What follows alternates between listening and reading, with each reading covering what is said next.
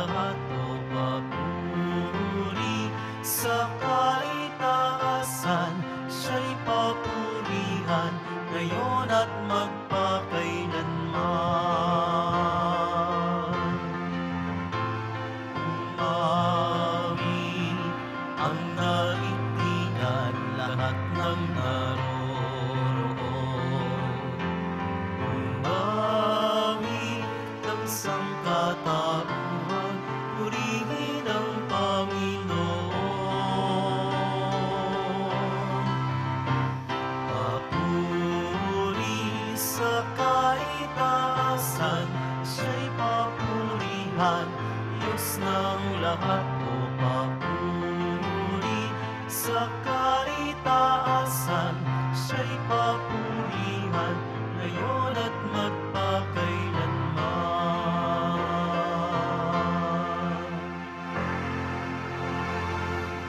Simulan natin ang ating pagdiriwang sa ngalan ng Ama at ng Anak at ng Espiritu Santo. Amen. Ang pagpapala ng ating Panginoong Hesukristo, ang pag-ibig ng Diyos Ama, at ang pakikipagkaisa ng Espiritu Santo naway sumainyong lahat. At sumaiyo rin. Mga kapatid, tinipon tayo bilang kaanib ng angkan ng Diyos. Kaya dumulog tayo sa mawaing Panginoong nagpapatawad ng lubos. Sinugong tagapagpagaling sa mga nagsisisi, Panginoon, kaawaan mo kami. Panginoon, kaawaan mo kami. Dumating na tagapag-anyayang mga makasalanan ay magsisi, Kristo, kaawaan mo kami. Kristo, kaawaan mo kami. Nakaluklok ka sa kanan ng Diyos Ama para ipamagitan kami. Panginoon, kaawaan mo kami. Panginoon, kaawaan mo kami. Kaawaan tayo na makapangyarihang Diyos, patawarin tayo sa ating mga kasalanan at patnubayan tayo sa buhay na walang hanggan. Amen. Manalangin tayo. Ama naming makapangyarihan, ang iyong dumadalanging sambayanan ay matapat mo nawang lingapit subaybayan upang makita namin ang dapat gampanan at para rito'y magkaroon kami ng kakayahan. Sa pamamagitan ni Jesucristo, kasama ng Espiritu Santo, magpa sa walang hanggan. Amen. Pagbasa mula sa unang aklat ni Samuel. Noong mga araw na iyon, si Samuel ay patuloy na naglilingkod sa Panginoon. Nang panahong yaon, bihira nang marinig ang tinig ng Panginoon at bihira na rin ang mga pangitain. Malabo na noon ang mata ni Eli. Minsan namamahinga siya sa kanyang higaan. Si Samuel na may natutulog sa templo sa may kaba ng tipan. Nang magmamadaling araw na, siya'y tinawag ng Panginoon, Samuel, Samuel. Po, sagot niya. Patakbo siyang lumapit kay Eli at sinabi, Bakit po? Sinabi ni Eli, Hindi kita tinatawag. Mahiga ka na uli. Nagbalik nga siya sa kanyang higaan. Tinawag siya uli ng Panginoon. Bumangon siya, lumapit kay Eli at itinanong, Tinatawag po ba ninyo ako? Sinabi ni Eli, Hindi kita tinatawag, anak. Mahiga ka na uli. Hindi pa kilala ni Samuel ang Panginoon, sapagkat hindi pa siya kinakausap nito. Sa ikatlong beses na tawagin siya, lumapit uli kay Eli at sinabi, Narinig ko pong tinatawag ninyo ako. Naisip ni Eli na ang Panginoon ang tumatawag kay Samuel. Kaya sinabi niya, Sige, mahiga ka uli. Kapag narinig mo pang tinawag ka, ganito ang sabihin mo. Magsalita po kayo, Panginoon. Nakikinig po ang inyong lingkod. At muling nahiga si Samuel. Ang Panginoon ay lumapit kay Samuel at tinawag ito. Sumagot si Samuel, magsalita po kayo, nakikinig ang inyong lingkod. Habang lumalaki si Samuel, patuloy siyang pinapatnubayan ng Panginoon at nagkatotoo ang lahat ng sinasabi niya. Dahil dito, kinilala ng buong Israel mula sa Dan hanggang sa Berseba na si Samuel ay isang tunay na propeta ng Panginoon. Ang salita ng Diyos. Salamat sa Diyos. Handa akong naririto upang sundin ang loob mo.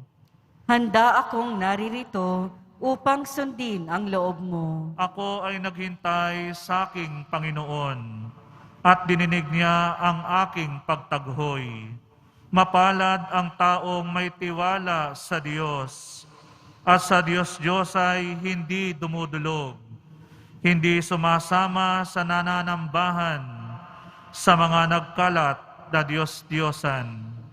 Handa akong naririto upang sundin ang loob mo. Ang mga panghandog, pati ang mga hain at mga hayop na handang sunugin, hindi mo na ibig sa dambana dalhin, upang iyong salay, iyong patawarin. Sa halip, ang iyong kaloob sa akin ay pandinig ko upang ikay dinggin. Handa akong naririto upang sundin ang loob mo. Kaya ang tugon ko, ako'y naririto. Nasa kautusan ang mga turo mo. Ang nais kong sundi iyong kalooban, aking itatago sa puso ang aral. Handa akong naririto upang sundin ang loob mo. Ang pagliligtas mo'y aking inihayag. Saan man magtipon ang iyong mga anak, di ako titigil ng pagpapahayag. Handa akong naririto upang sundin ang loob mo.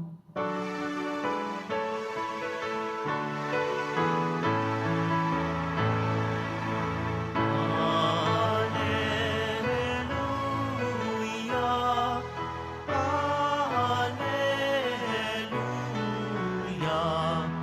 Alleluia, Alleluia, Alleluia. Ang tinig ko'y pakikinggan ng kabilang sa aking kawan, ako'y kanilang susundan. Alleluia, Alleluia, Alleluia, Alleluia. Sumainyo ang Panginoon. At sumaiyo rin. Ang mabuting balita ng Panginoon ayon kay San Marcos. Papuri sa iyo, Panginoon.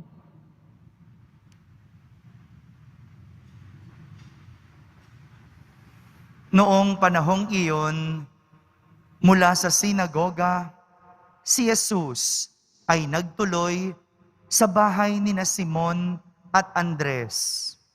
Kasama niya sina Santiago at Juan. Nararatay noon ang biyanan ni Simon Pedro dahil sa matinding lagnat. At ito'y agad nilang sinabi kay Jesus.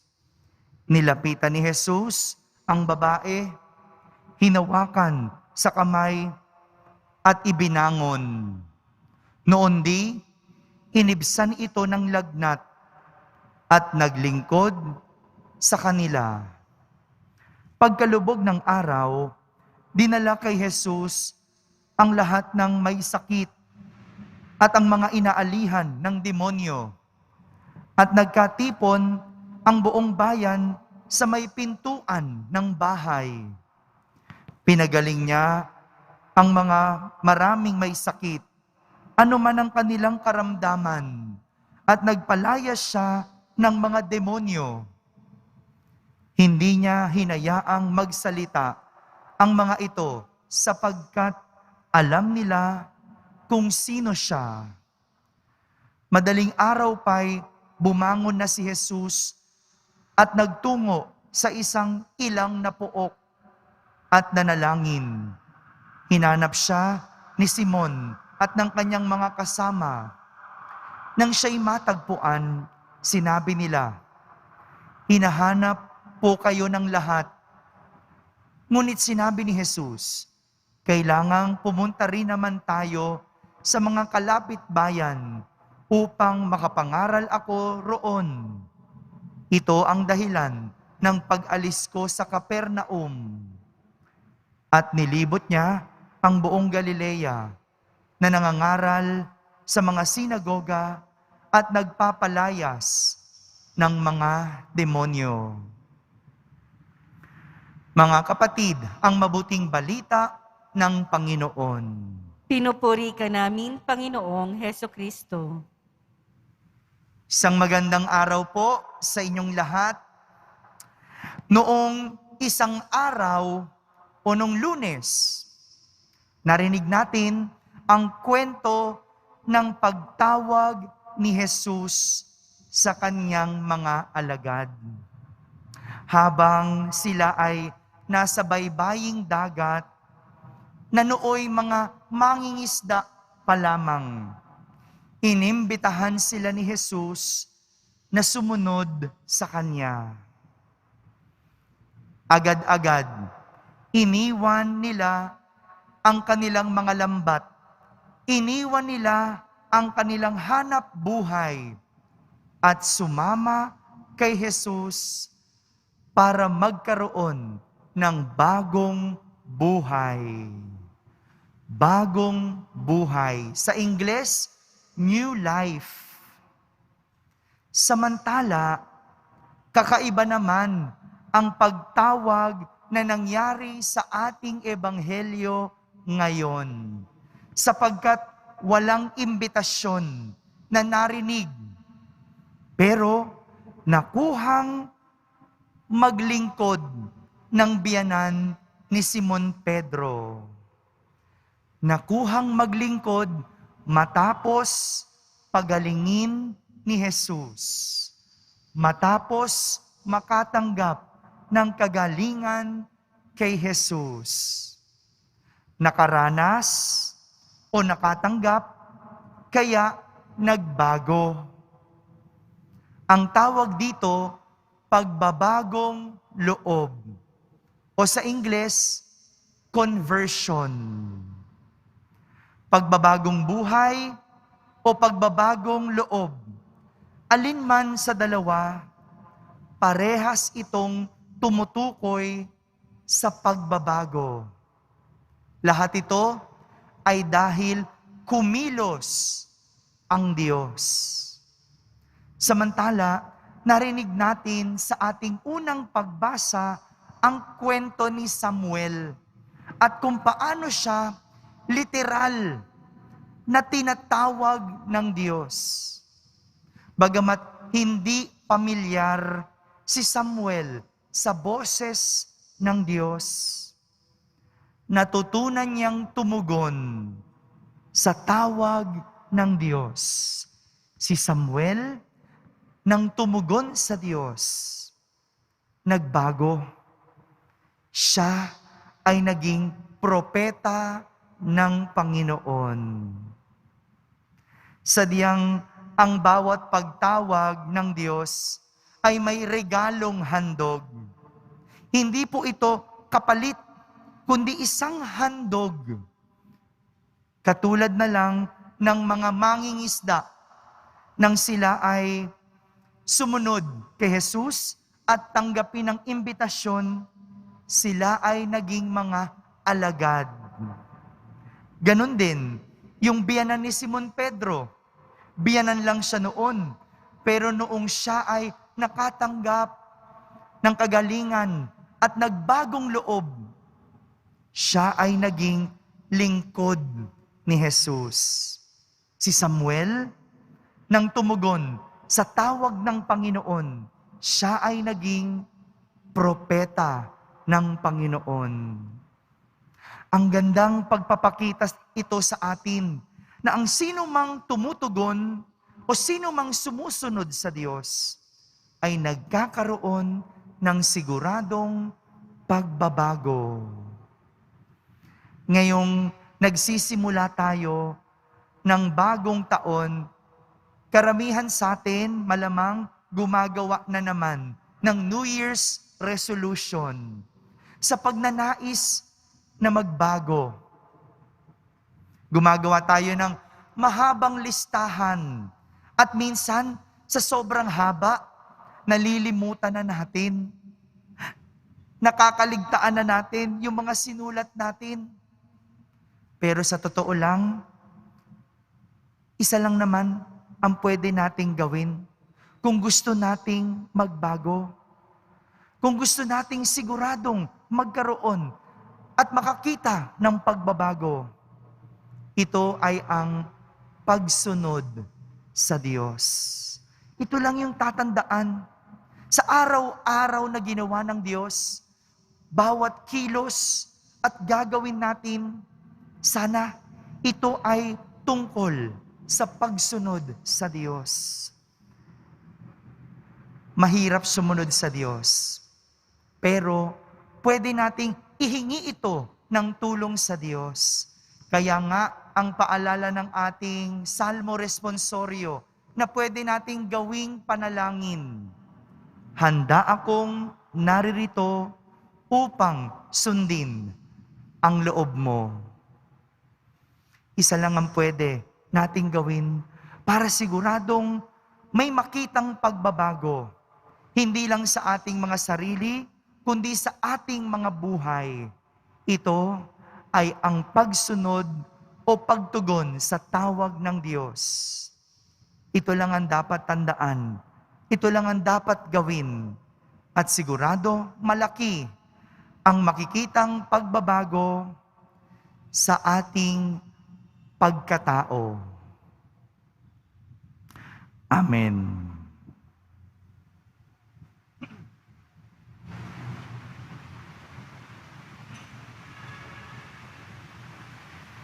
Minamahal kong mga kapatid, tulad ng mga taong nagdala kay Jesus ng mga may sakit at mga inaalihan ng demonyo, dalhin natin sa ating Amang nasa langit ang lahat ng may dalang hinagpis at paghihirap. Ating sambitin sa bawat panalangin, Panginoong mahabagin, iligtas mo kami. Panginoong mahabagin, iligtas mo kami. Ang simbahan naway laging manalig sa Panginoon sa harap ng mga pagsubok at paghihirap. Manalangin tayo. Panginoong mahabagin, iligtas mo kami. Ang mga naghihikahos sa daigdig, lalo na ang mga walang katarungang pinagkaitan ng pagkain, damit o kalayaan, naway mabigyan ng pag-asa. Manalangin tayo. Panginoong mahabagin, iligtas mo kami. Ang mga nahihirapan dahil sa pamimighati at pag-aalala, naway makatagpo kay Kristo ng matatag na kanlungan at katigan. Manalangin tayo. Panginoong mahabagin, iligtas mo kami. Ang mga naghihirap dahil sa karamdaman at yaong mga taong mabibigat ang mga pasanin, naway matagpuan ang Panginoon sa kanilang dinaranas sa mga pagsubok. Manalangin tayo. Panginoong mahabagin, iligtas mo kami. Sa katahimikan, ating ilapit sa Diyos ang ating mga pansariling kahilingan.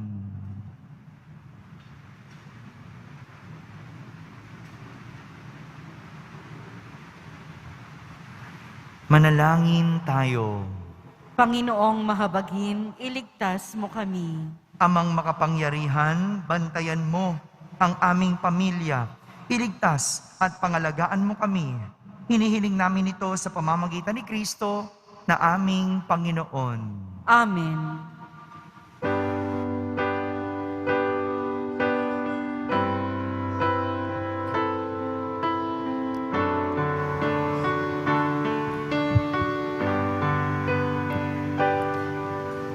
O Diyos, sawang di mabilang,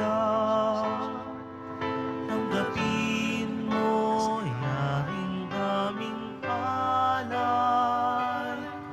Gawin ito bilang tanda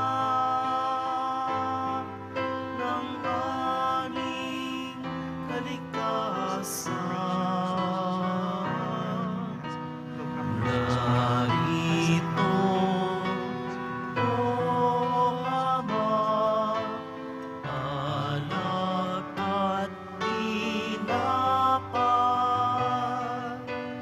tuya ng lupa at ng aming paggawa.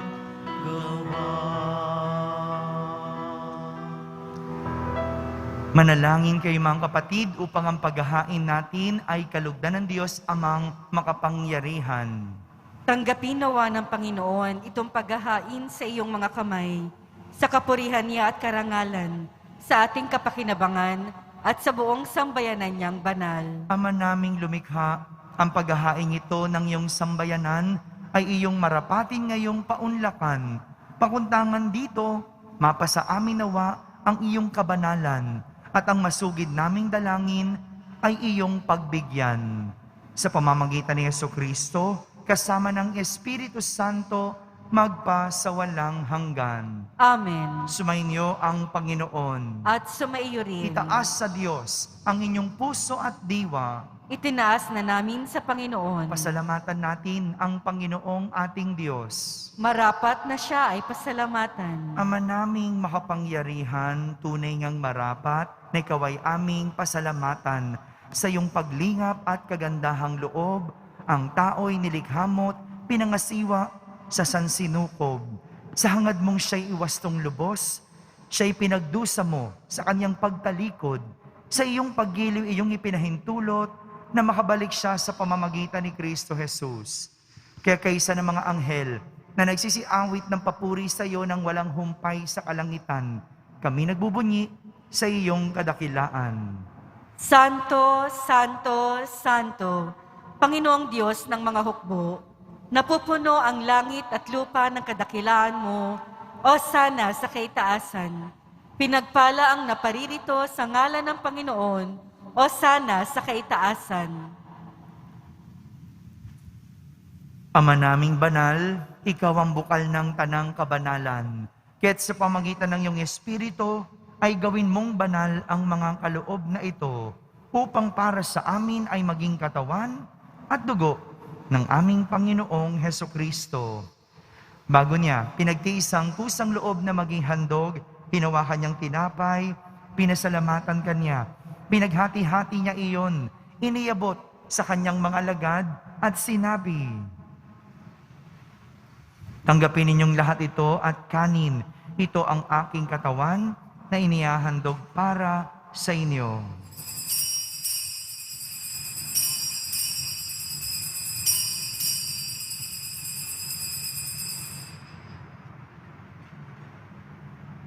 Gayon din naman, nung matapos ang hapunan, hinawakan niyang kalis, muli kanyang pinasalamatan, iniabot niya ang kalis sa kanyang mga alagad at sinabi,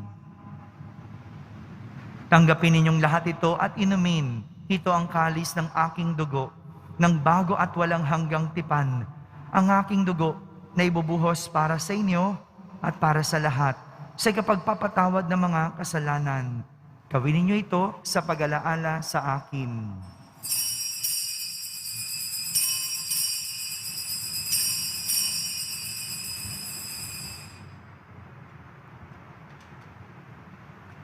Ipagbunyi natin ang misteryo ng pananampalataya. Si Kristo'y namatay, si Kristo'y nabuhay, si Kristo'y babalik sa wakas ng panahon. Ama, ginagawa namin ngayon ang pag-alaala sa pagkamatay at muling pagkabuhay ng iyong anak. Kaya't inaalay namin sa iyo ang tinapay na nagbibigay buhay at ang kalis na nagkakaloob ng kaligtasan. Kami nagpapasalamat dahil kami iyong minarapat na tumayo sa harap mo para maglingkod sa iyo. Isinasamo namin kaming magsasalo-salo sa katawan at dugo ni Kristo ay mabuklod sa pagkakaisa sa pamamagitan ng Espiritu Santo. Ama, lingapin mong iyong simbahang laganap sa buong daigdig. Puspusin mo kami sa pag-ibig kaysa ni Francisco na aming Papa, ni Jose na aming Obispo at ng Tanang Kaparian. Alalahanin mo rin ang mga kapatid naming nahimlay na may pag-asang sila'y muling mabubuhay. Gayon din ang lahat ng mga pumanaw. Kaawan mo sila at patuloyin sa iyong kaliwanagan. Kaawan mo at pagindapating kaming lahat na makasalo sa iyong buhay na walang wakas. Kaisa na mahal na Birheng Maria na ina ng Diyos, ng kabiyak ng puso niyang si San Jose, kaisa ng mga apostol at ng lahat ng mga banal na namuhay dito sa daigdig ng kalugod-lugod sa iyo.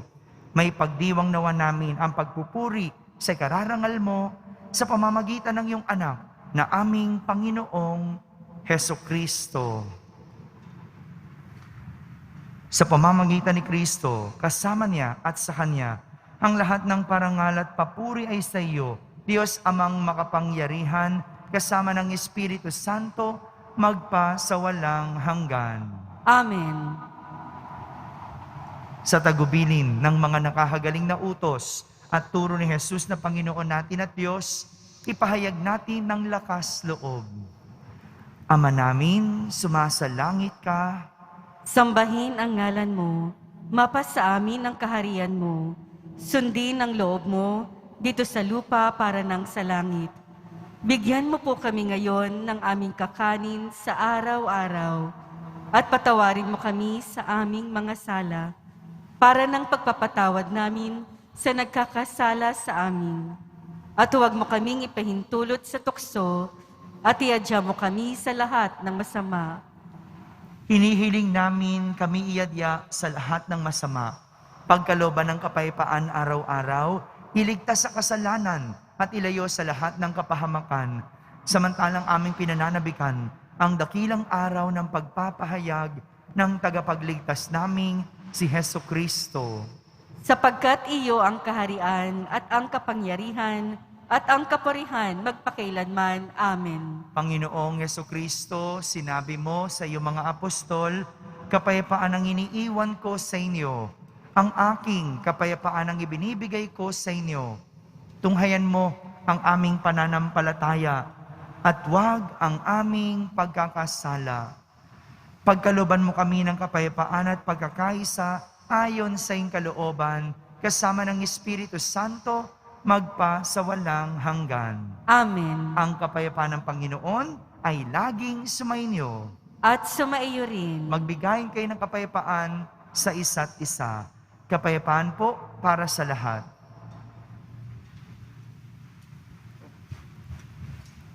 Kordero ng Diyos na nag-aalis ng mga kasalanan ng sanlibutan, maawa ka sa amin. Kordero ng Diyos na nag-aalis ng mga kasalanan ng sanlibutan, maawa ka sa amin. Kordero ng Diyos na nag-aalis ng mga kasalanan ng sanlibutan, ipagkaloob mo sa amin ang kapayapaan.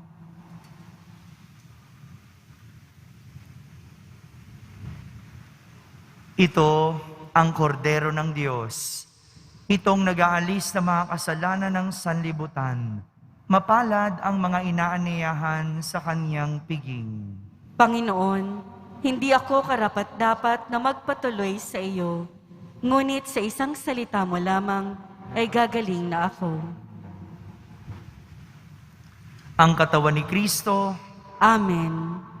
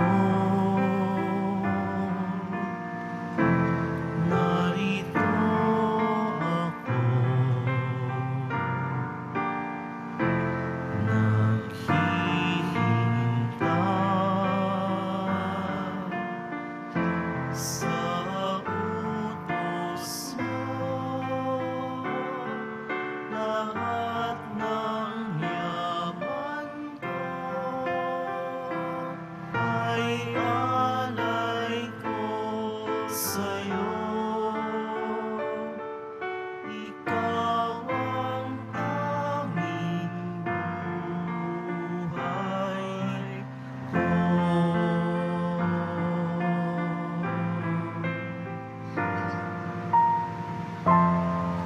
Batid ko nga at natanto sa kasulatan yung turo.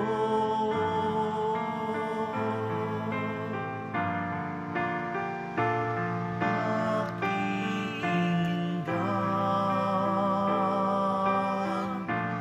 at itatago sa sulok ng puso.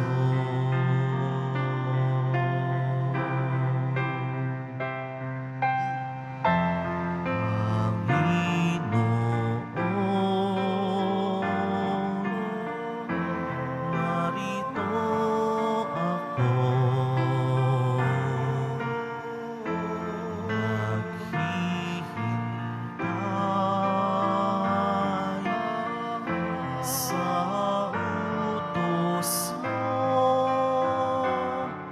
Lahat ng yaman ko ay alay ko sa'yo. Ikaw ang tanging buhay ko.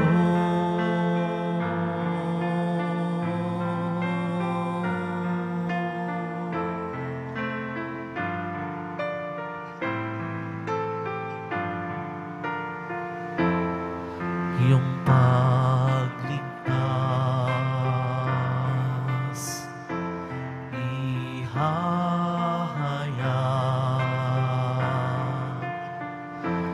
hanggang sa dulo ng dagat.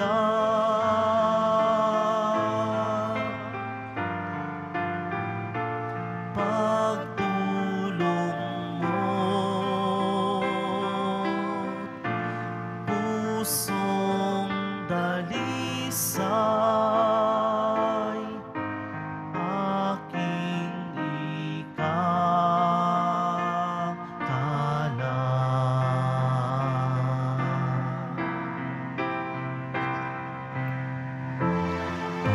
Panginoon, narito ako,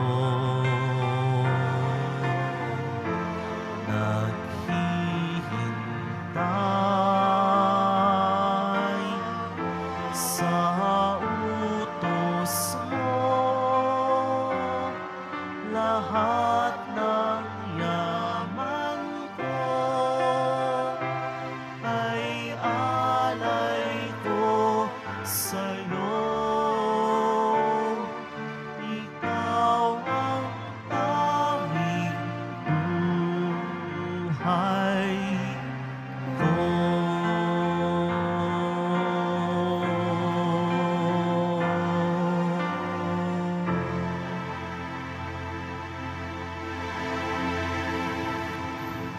Manalangin tayo. Ama naming mapagmahal, hinihiling namin kami pagbigyan, pakundangan sa iyong dulot na pakikinabang, ipagkaloob mong ikaw ay aming paglingkuran sa pamamagitan ni Jesucristo kasama ng Espiritu Santo magpa sa walang hanggan. Amen. Panalangin kay San Roque. Ating ipagdasal ang lahat ng mga may sakit at nahihirapan ngayong pandemic. Pagdasal po natin ang buong mundo, ang ating bansa at higit sa lahat, ang ating pamahalaan. O pinagpalang San Roque, pintakasi ng mga may karamdaman, lingapin mo po ang aming mga kapatid na nasa banig ng karamdaman.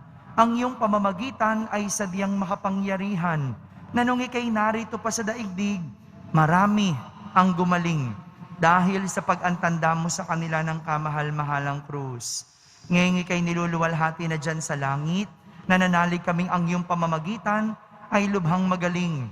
Hiyalay mo po sa Panginoong Diyos yaring aming mga hinaing, at sa tulong po ninyo ay makamit ang kagalingan ng aming kaluluwa at katawan, pakundangan sa mga hirap at sakit ng Panginoong Hesukristo at iyo pong mga panalangin. Amen. Senyor San Roque, ipanalangin mo po kami upang kami maiyadya sa salot ng COVID-19 at sa mga karamdaman ng katawan at kaluluwa. Senyor San Roque, ipanalangin mo po kami upang kami maiyadya sa salot ng COVID-19 at sa mga karamdaman ng katawan at kaluluwa. Senyor San Roque, ipanalangin mo po kami upang kami maiyadya sa salot ng COVID-19 at sa mga karamdaman ng katawan at kaluluwa. Sumainyo ang Panginoon. At sumaiyo rin. Sa mga nasa labas po, itaas ang ating mga kamay at tanggapin ang pagbabasbas ng Poong Jesus Nazareno.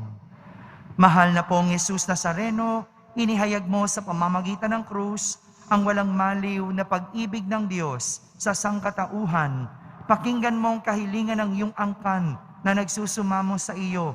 Makamtanawan nila ang inyong katugunan at tanggapin ang kasagutan na may utang na loob na tinatanaw. Basbasan din po ninyo ang lahat na may karamdaman at nahihirapan.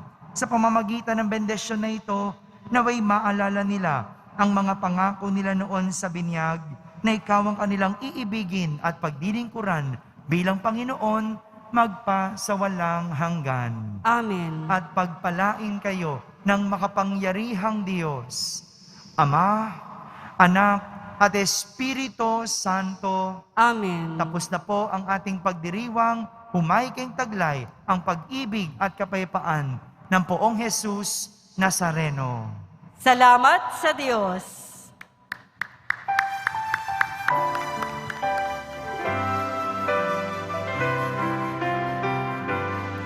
Nuestro Padre Jesús Nazareno, sinasamba ka namin, pinipintuho ka namin, aral mo ang aming buhay at kaligtasan. Nuestro Padre Jesús Nazareno, iligtas mo kami sa kasalanan. Ang pusong kinamatayan ay sagisag ng aming kaligtasan. Nuestro Padre Jesus Nazareno, dinarangal ka namin. Nuestro Padre Jesus Nazareno, niluluwalhati ka namin. Nuestro Padre